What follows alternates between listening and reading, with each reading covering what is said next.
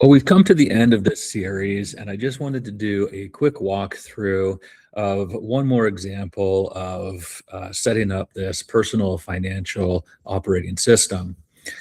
We start here with our chart of accounts. We can see here that there are a number of different accounts organized by asset, then followed by liabilities. Some of the common ones include credit cards, car loans, accounts payable like hydro bills and other utility bills. We come down to equity. We have our opening equity, which is carried over from the prior period. We have our retained earnings, which is what we will have as a result of our income statement in this particular period. We have past CPP employer contributions for both individuals. And we have a temporary account called income summary that we've discussed in the past. We then have different sources of income, many of which can be classified as unearned income, or rather income that's receivable that you have earned but is not going to be collected until the next period. Same thing with contract income. We have a number of different housing expenses. We have internet, groceries, etc. So this is the chart of accounts. We then from there can get into our journal entries. We started by opening up all of our balances, so putting in our opening entries. And we have a number of different opening entries to our asset, liability, and our equity accounts. After we've done the opening entries, and you can see the entry type here, there's quite a few of them because we have to carry those balances through. We can then start with our regular journal entries. And the first one of this particular month was March's rent.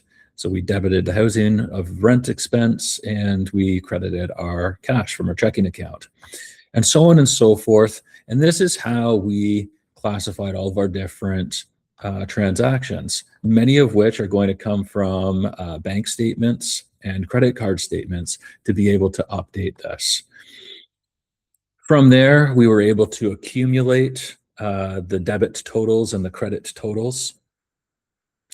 And we can calculate the difference depending on which statement we need to use those balances for. Now, in the series, I showed how to do this in incremental steps. In my own spreadsheet that I use, my own workbook, I've used some sophisticated programming so that I can calculate what's needed for the trial balance, what's needed for the adjusted balance, and what's needed for the closing balance. And it's all built in, and all of this information is pulled from both the chart of accounts for the account types and the account names, and from the GL in terms of summing up the debits and the credits. From there, we're able to produce our trial balance, which is just a listing of all of our different accounts without the adjustments being made. And the purpose of this is to make sure that we've been consistent. And we can see that through our debit and credit totals, we are in fact consistent in the way that we've treated our transactions. In order to find out if we're accurate, we need the adjusted trial. And we can see here that we have all of our debits and credits for all of the different accounts that have been accumulated as a result of those journal entries. We then have our closed accounts, and we'll see here in the closed accounts, all that we're looking for is all of our revenue and expense accounts to be closed to income summary, which then wraps into retained earnings. So the last one here that we have is our equity accounts, and retained earnings for this particular scenario was $3,459, and that is an increase in economic value. Okay, so the economic value that's been created has exceeded the economic value that has been consumed. From the adjusted trial balance, we can produce our personal income statement, and this is what gives us that snapshot of our economic performance during a period of time. We have our income, which includes not just what we've received, okay, that's the cash flow, that's the cash basis, but also what's accrued, because at the end of the month, we've earned income, but we have not yet received the cash for it. And that economic value that we've created gets wrapped up here, a key distinguishing factor between this and the cash budget.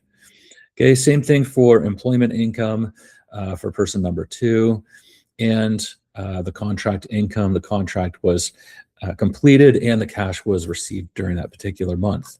We then list down all of our expenses, and again, this comes from the adjusted trial balance, and this is going to tell us all of the economic value that was consumed. The difference, of course, is our net income, and we can see that the net income, 3,459, is that incremental increase in our economic well-being.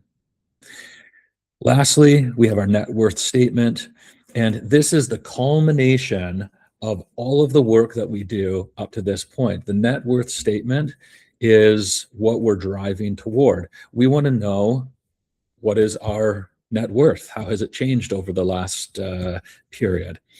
And so we list all of the assets on the left-hand side. Okay, we lift them here. Sometimes we can do like a net book value for our vehicles and our furniture. In this case, I've kept the accumulated depreciation and made those values negative to reflect that the actual net book cost, say, of vehicle 1 is the 6,500 minus the 2,275. Okay, but you can choose what you want to use, whatever your preference is. We see that the total amount owned by us or owed to us is equal to 75,361.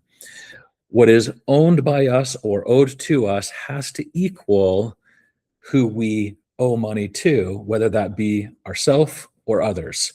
Ourself, of course, is represented in the net worth. Others is all of the liabilities. Okay, so if we've done everything accurately, and really it comes down to the journal entries, then our ending, our total liabilities plus our net worth should equal our total assets. And in fact, in this case, it does. So I hope that these videos in this series have created value for you. I'm sure that they have been eye-opening. There is a common focus on cash budgeting within the personal finance space. And if you really want to take your financial management to the next level in terms of building net worth, building that equity, then this is the system that's going to take you there. Be sure to like, subscribe for more content. And we are just getting started here because there's a lot more in the realm of personal finance that I have not touched on yet and that I look forward to bringing to you soon.